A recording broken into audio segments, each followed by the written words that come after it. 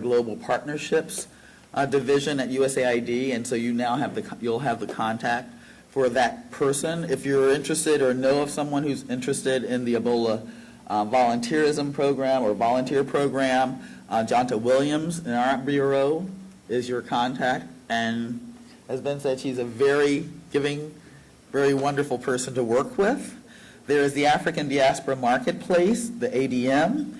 Jeff Jackson is our point of contact there, and I've known Jeff for a long time. He is totally engaged in this, has been working in the private sector for a long time in Africa, and so it can be very helpful in guiding you in how you're going to engage with the ADM or the African Women's Entrepreneurship Program.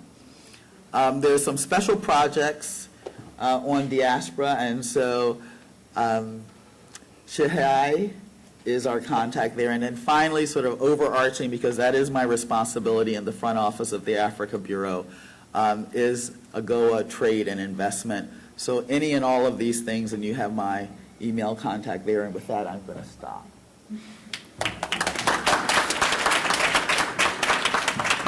Thank you so much to everybody who presented. You mentioned something about what needs to be done for transformational trade with Africa, and I think the key link is sitting right here before you, which is the diaspora, because nobody in this equation understands both sides like we do. So we would urge you to engage us more, and we hope after this we'll probably be more engaged with your office in making this transformational trade and more sustainable. It's a two-way, and there has not been too many people who have called me. Right? Guys, so again, there's been, I've heard the word being proactive, especially right now. Yeah. Our bureau is totally engaged with Ebola, as you can well imagine. I mean, we are really up to this. So if you're waiting for me to call you, yeah, man, her email is here. So we're going to open this up for Q&A, and we'll take 3 questions at a time. But before we go into that, I have a comment for USTDA. There's a Dakota conference that took place, I believe, 4 or 5 years ago in D.C., and I think it was Cheetah something. He mentioned that 68%. Cheetah Development. Exactly. And he mentioned some very scary statistics, and one of them was that 68% of the aid that goes to Tanzania remains in Washington, D.C. And he said that partly it's because some of it goes towards feasibility studies and all those things that the diaspora is well positioned to do. So we hope the number will change and has changed, and we hope that the people sitting in this room can be the ones to do some of those feasibility studies and much, much more. Absolutely. Can I respond? Yeah. Thank you. Thank you for raising that. It's a really, really important point, and I'm glad to have the opportunity to address it. It's absolutely right that in terms of the way we provide assistance, we think of it as providing a grant of the technical services or the feasibility studies. So it is true that we will provide a contractor, U.S. contractor, to do the feasibility study, but we also, in the context of that, though, realize that it can't be done without the expertise and the knowledge of people on the ground, so that it really is a partnership. We expect that a portion of those funds are going to go to subcontractors on the ground to work on the feasibility study in question. And then in the end, we also make sure that there is a training or capacity building component also to the work that we're doing. So it is true that the way the assistance is set up is to provide our expertise, but it is in partnership. It is in partnership so that the partner's needs are known and the work responds to that. And then it just allows the partner to then go beyond to the implementation, which is actually the important part of it, in which they can choose anybody to do that work. So it's a very good question, and thank you for the opportunity to respond. Okay.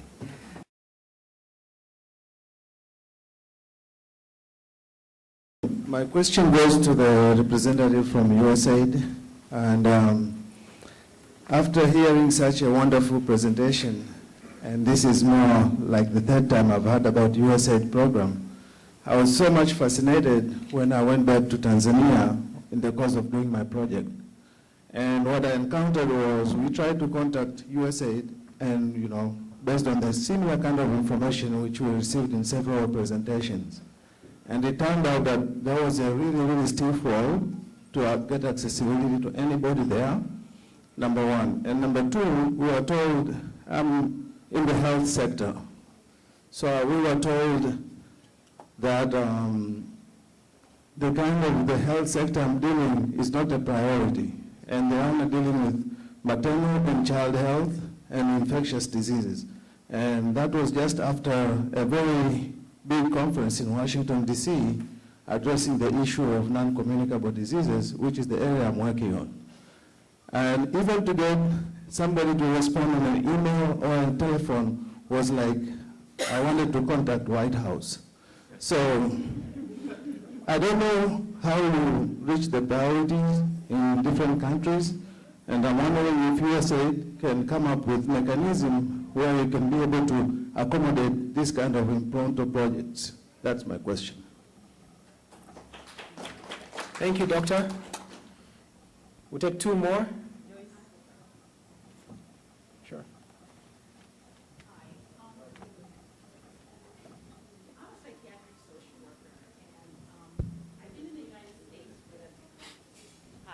I'm a psychiatric social worker. I've been in the United States for 32 years, and I'm looking to return home.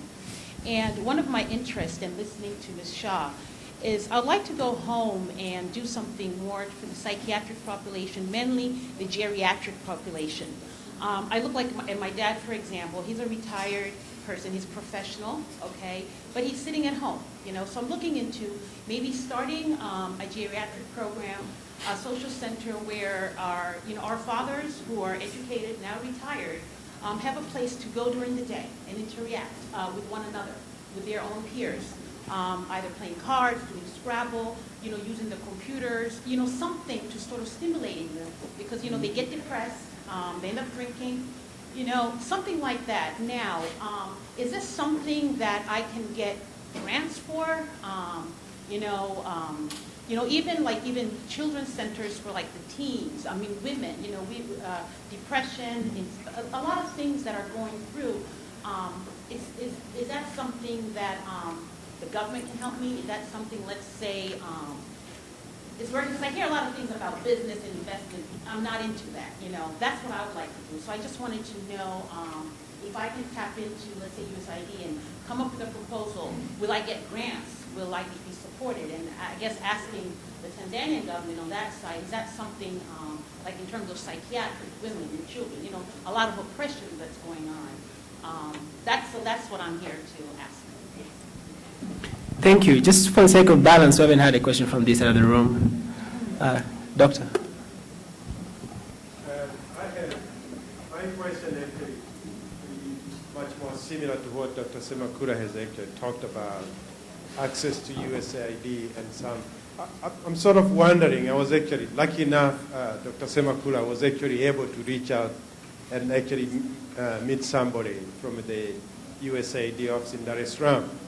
But I'm interested, I'm a professor at the University of Colorado, Denver. I'm interested in STEM science, and especially trying to figure out ways in which we can bring science to young kids in Tanzania and actually sort of really grow out the next sort of workforce for the future.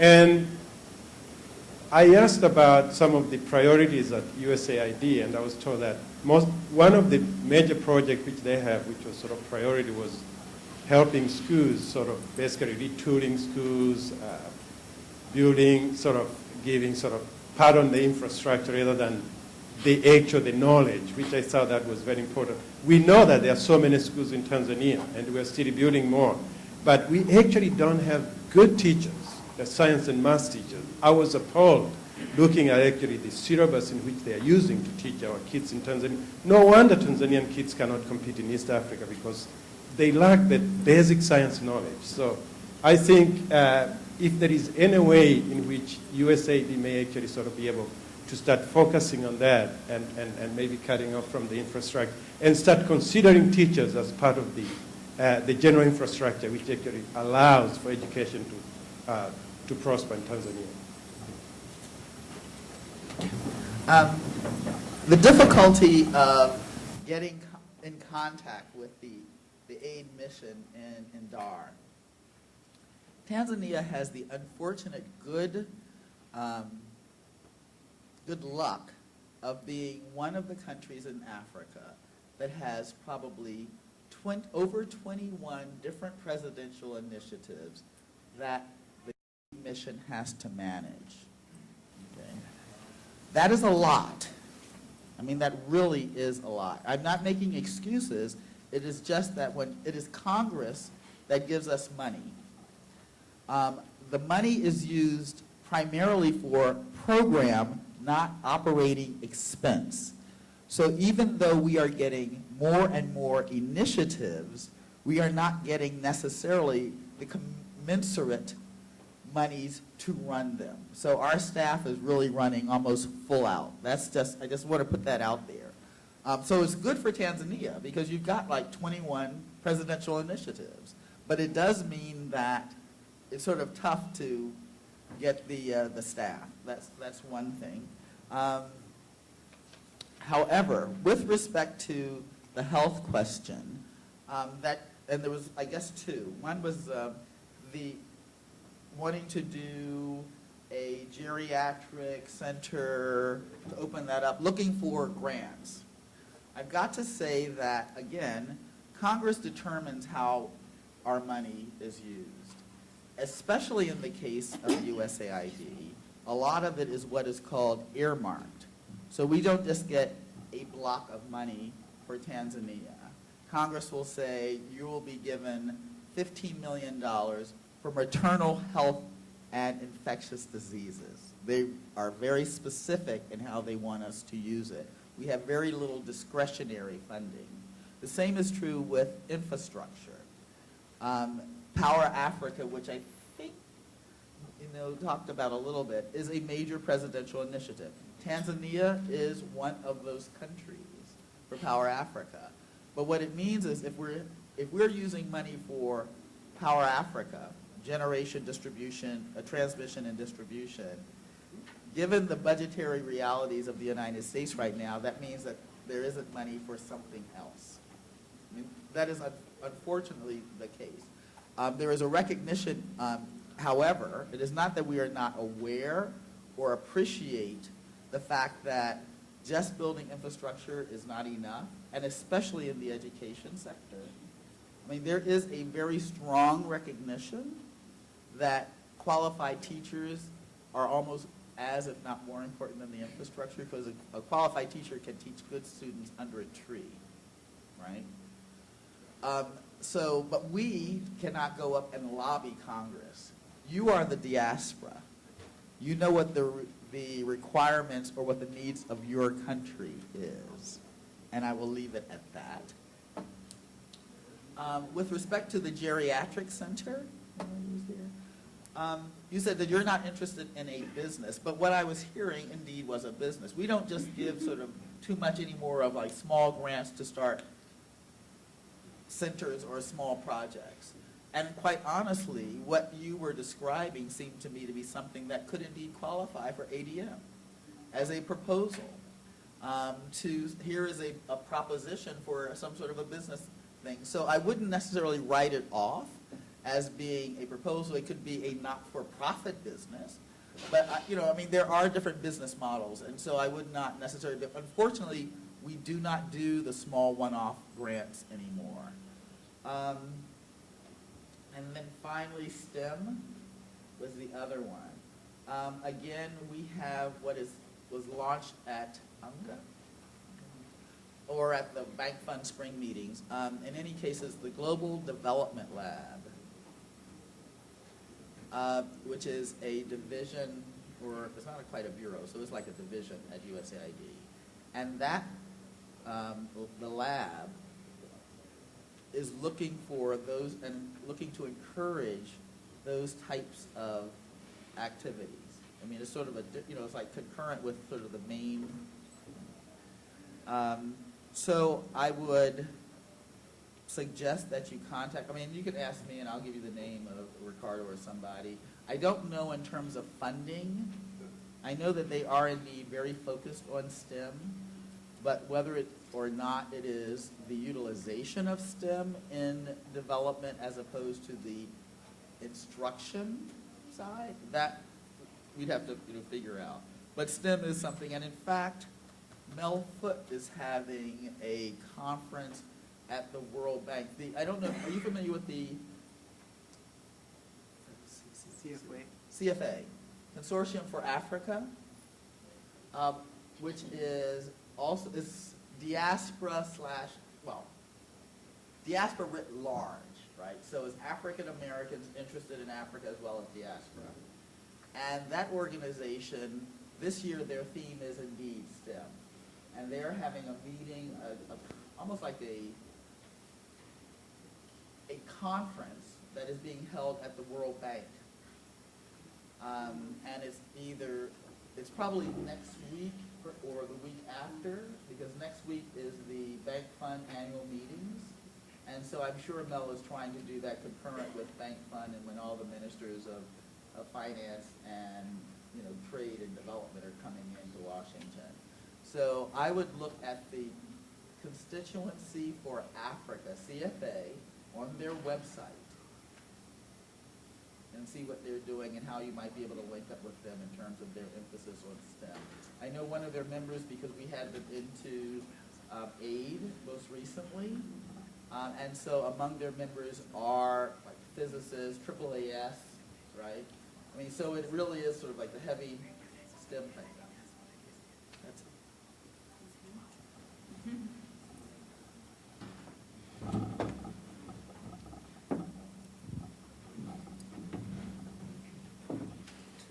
Yeah, I see Lunda approaching.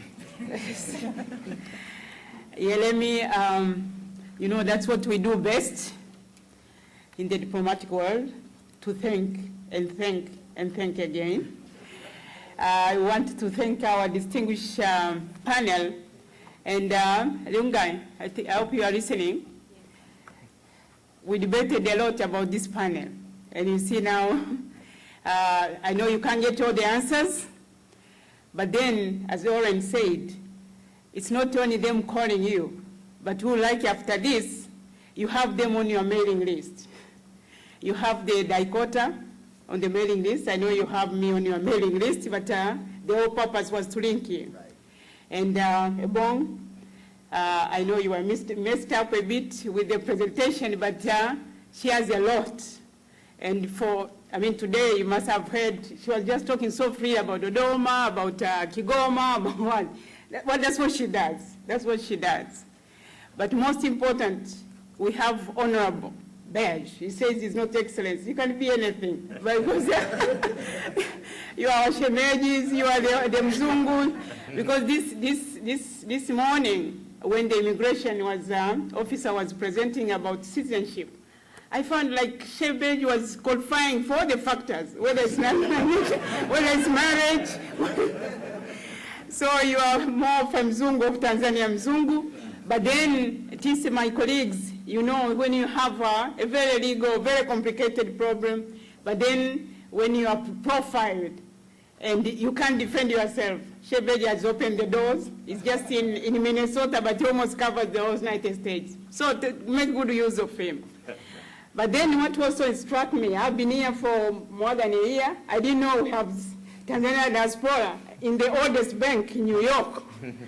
So when we were talking of capital, because you were talking about whether you see it happening or you make it happen or you wonder how it happens. I wondered how you got into the New York bank. But then we would like to make good use of him. This, you look for capital, don't go always for grant. Go for the loan, they'll give you the credit. And then we have seen one of our own who has made it. She decided to return home. And I know Muta was asking, we don't appreciate the skills. Look where she is. There is one of the highest offices in the government. She returned, and she's doing very well. So this panel, I think, if anything, has given us that there is a lot out there which we didn't know. But also for your takeaway, really I want you to get the diaspora to be visible in your business plan, because every time they tell me, if you are not on USID. Now I am very specific to say USID, because I think you said USAID, but they say no, it's USID. If you are not on the business plan of USID, it's very difficult to make it. So please put us on your business plan.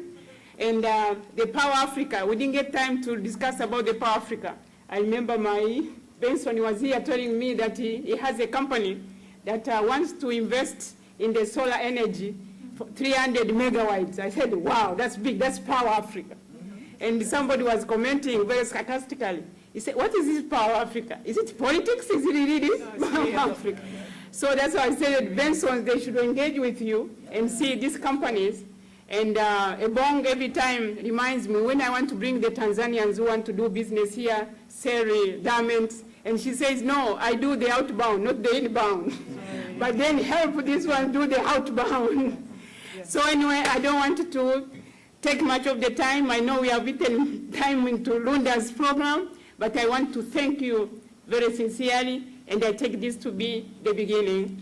We have with us, I don't know where you came, we have our Chief Secretary, and Honorable Beige was saying, when you are in the US, it's very difficult to sit close to the highest government official. But in Tanzania, you see, this is a commitment. Thank you very much, and have a good evening.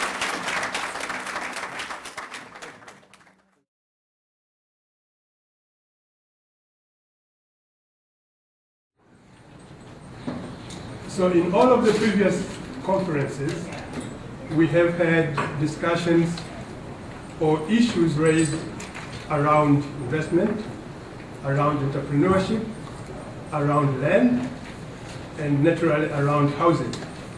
So this is a very fitting discussion in that space. And with the team with us here, I'd like to begin with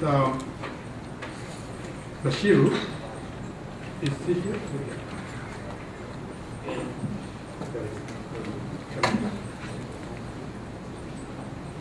Bashiru is from the Ministry of Land, Housing and Human Settlement Development, accessing urban and village land in Tanzania and facilitating diaspora to own land. This is going to be his subject matter. I don't know if your presentation is already okay? Yes, yes. Okay. So you are welcome, Mr. Bashiru. You can probably just begin by introducing yourself as we get the presentation ready. Yeah, my name is Mr. Bashir Taratibu Hussein. I'm the Assistant Director for Planning and Budget at the Ministry of Land, Housing and Human Settlement Development. We are three of us from the Ministry of Land. We have our Permanent Secretary before us, Mr. Alfayo Jafar Kidata. Yeah. The other one is Diela Sambula, State Attorney of the Ministry of Land, Housing and Human Settlement. And we have with us the representative from our institution, the National Housing Corporation, Mr. David,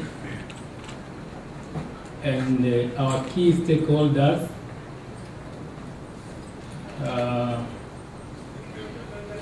sitting behind there. I think we are going to collaborate to respond to several issues that that are going to be raised this evening. My presentation consists of 12 slides with introduction, institutions that are under the Ministry of Land category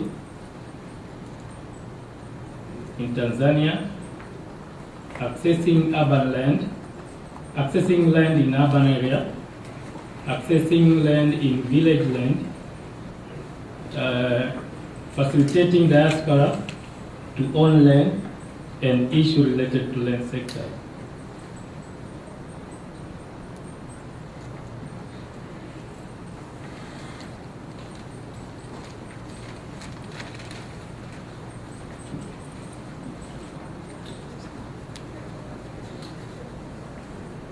We are waiting for you.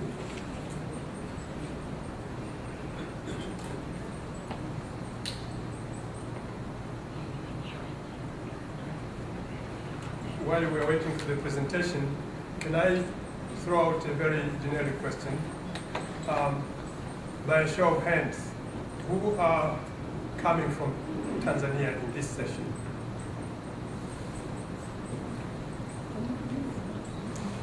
Thank you very much. And from within the United States? I need to tell you that it is almost half-half, and that is extremely good. And I might say that for those, especially that are coming from here, they truly have issues to gain from this discussion. And they're very pleased that there is many of them. And for you coming from Tanzania, it really shows us that you truly are interested to enlighten us more about how we can play in that space. Thank you so much.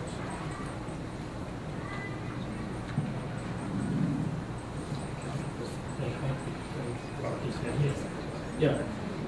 Ministry of Land, Housing and Human Settlement Development play an important role in promoting social welfare as well as economic growth and poverty reduction.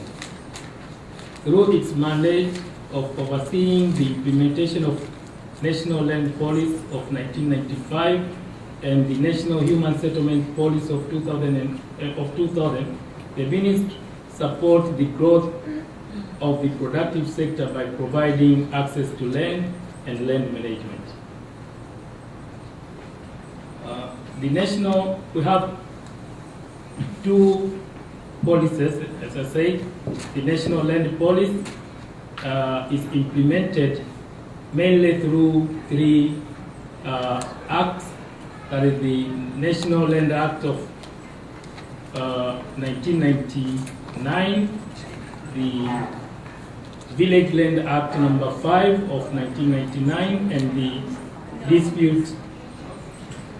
Land Dispute